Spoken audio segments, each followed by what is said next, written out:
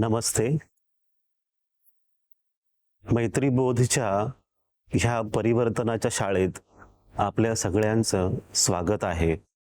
जसं जसं आपण पुढे वाटचाल करत राहू, नवीन धडे शिकत राहू, तसं तसं तुमच्या आतमध्ये तुम्हाला सूक्ष्म रूपात परिवर्तनाचा अनुभव होईल. आणि हा अनुभव आम्हाला शब्दांपर्यंतच ठेवायचा नाहीये. हा अनुभव तुमचा व्यक्तिगत अनुभव असावा.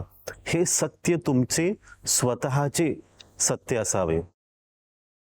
अशाच विचाराने, उद्देशाने ही शाळा सुरू केली आहे, मैत्रीबोधची परिवर्तनाची शाळा.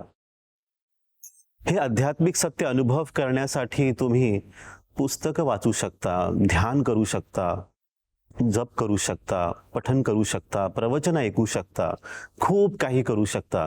पण हे केल्यानंतरही जर सत्याचा अनुभव होत नाही आहे, मैत्रीचा बोध मिळत नाही आहे, तिथे तुमची यात्रा, सत्याची यात्रा, प्रेमाची यात्रा, आंतरिक विकासाची जी यात्रा आहे ती सोपी करण्यासाठीच ही शाळा आहे. आणि दुसरा काहीच उद्देश नाहीये. एकदम सोपे, सरळ आपण नवीन नवीन गोष्टी शिकणार आहोत आणि स्वतःमध्ये तो बदल आपण पाहणार आहोत.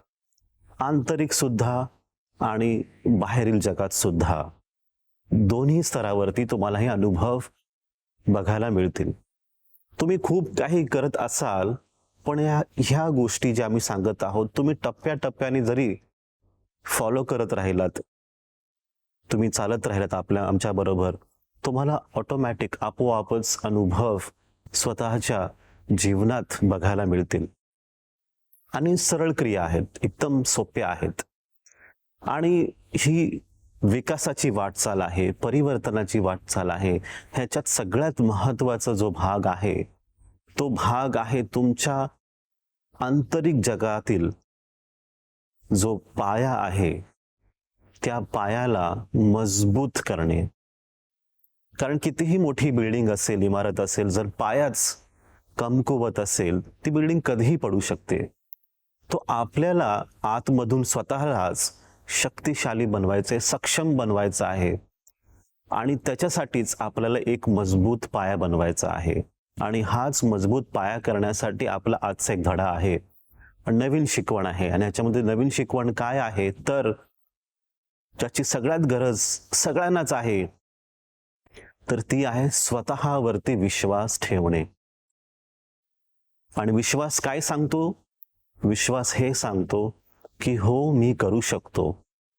हो, मी करू शकतो. आपण जे पण जीवनात करतो किंवा काही नवीन सुरुवात करताना आपली सुरुवातच नाही पासून होते की मी नाही करू शकत, हे मला नाही जमणार, माझी क्षमता नाही आहे, मला जमणार नाही हे करण्यासाठी. हे खूप सोपं आहे. पण आता आपल्याला हे असं करायचं आहे की जे पण काही पण नवीन असेल, सुरुवातच आपण होणे करणार आहोत.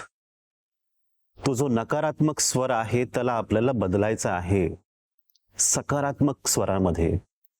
तेव्हाच आपण सत्याचा अनुभव करू शकतो, मैत्रीचा बोध अनुभव करू शकतो. तो विश्वास स्वतःवरती ठेवावा लागेल आपल्याला. एक निष्प्राण झालेल्या जीवनात सुद्धा प्राण फुंकण्याचं काम विश्वास करतो. त्या विश्वासात इतकी शक्ती आहे की आजारी मन, शरीर, त्याला सुद्धा ताकदीने उभा करणारा हा विश्वास आहे. आत्मविश्वास, स्वतःवरचा विश्वास. आणि त्याच विश्वासाच्या जवळ आपल्याला पोहोचायचं आहे. आणि त्याच्यामध्ये काय रुकावट काय आहे जे मध्ये आपल्याला थांबवतं, की आपण त्या सत्याला अनुभवच करू शकत नाहीये, विश्वासापर्यंत पोहोचू शकत नाही आहे. तर सगळ्यात मोठा अडथळा जो आहे तो तुम्ही स्वतः आहात. स्वतःवरती शंका घेणे, संदेह करणे की माझ्याकडे ती लायकी नाही आहे माझी, किंवा ती क्षमता माझी नाही आहे, ते मला जमणार नाही आहे, ह्या गोष्टी ज्या आहेत आपल्या त्या गोष्टींना सोडून द्यायचं आहे की मी करेन, जे माझ्या समोर येईन ते मी करेन. ह्या भावनेने तुम्हाला तुमचा हा आठवडा घालवायचा आहे की मी करेन, मी थांबणार नाही. कारण की शंका घेतल्यानंतर तुम्ही स्वतःचेच शत्रू होतात. तुम्हाला बाहेरून कोणाचीच गरज नाहीये. आता ते सगळं सोडून आपण हे ठरवायचंय की मी करणार. तुमचं सगळ्यांचंच कल्याण हो, सगळ्यांचंच मंगल हो. लवकरच आपण पुन्हा भेटू.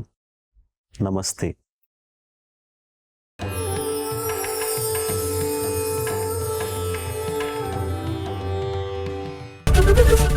एबीपी माझा, उघडा डोळे बघा नीट.